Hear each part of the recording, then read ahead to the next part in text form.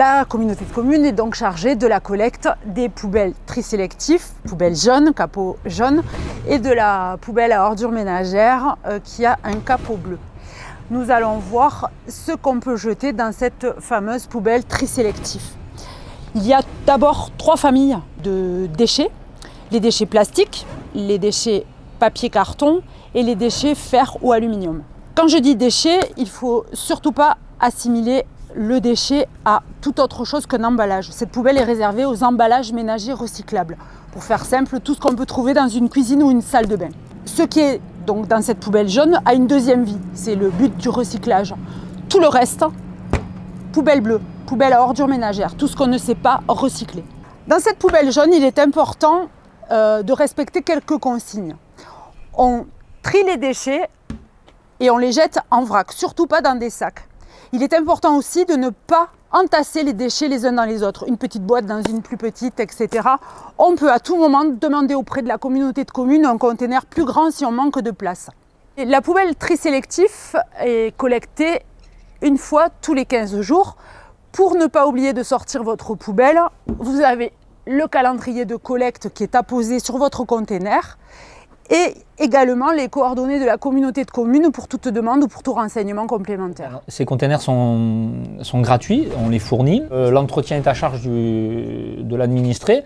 Par contre, on s'occupe du suivi, on répare, on change les roues, les capots, et quand ils sont trop vétustes, trop vieux, on les change.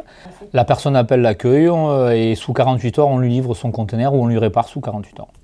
Lorsqu'une erreur est faite et constatée par les rippers qui collectent votre bac jaune, l'erreur m'est signalée et je m'empresse d'aller chez vous pour vous expliquer ce qui ne va pas.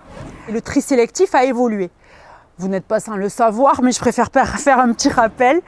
On peut au jour d'aujourd'hui jeter des emballages comme les plaquettes de médicaments, des tubes de dentifrice, des alus, les dosettes de café en matière aluminium aussi. Tout cela, c'est les petits nouveaux que vous retrouvez sur le guide des déchets de la communauté de communes, où vous les aurez tous en liste exhaustive, mais n'oubliez pas de les jeter dans la poubelle jaune et surtout pas dans la poubelle ordures ménagères. En cas de doute, un aide-mémoire est apposé sur le capot de la poubelle jaune où toutes les consignes de tri sont là. La place du tri sélectif pour Roussillon, c'est quelque chose de très important. C'est quelque chose que nous avons énormément travaillé, que nous aujourd'hui essayons de développer grâce aux différentes techniques de collecte. C'est quelque chose que nous voulons développer sur l'ensemble des territoires et dès le plus jeune âge, puisqu'on met en place des actions avec les écoles pour essayer de sensibiliser l'ensemble de la population du territoire pour justement aller vers le 100% tri. Malheureusement, malgré tout le travail qu'on fait d'explication, de formation, d'éducation, il existe encore des erreurs de tri. Il n'y a pas si longtemps, on a remercié les bons trieurs et on a donné il y avait des petits lots à gagner parce qu'il y avait justement des gens qui triaient très bien. Mais malheureusement, il y a encore beaucoup de choses à faire et donc on continue à communiquer en partenariat avec le CIETOM.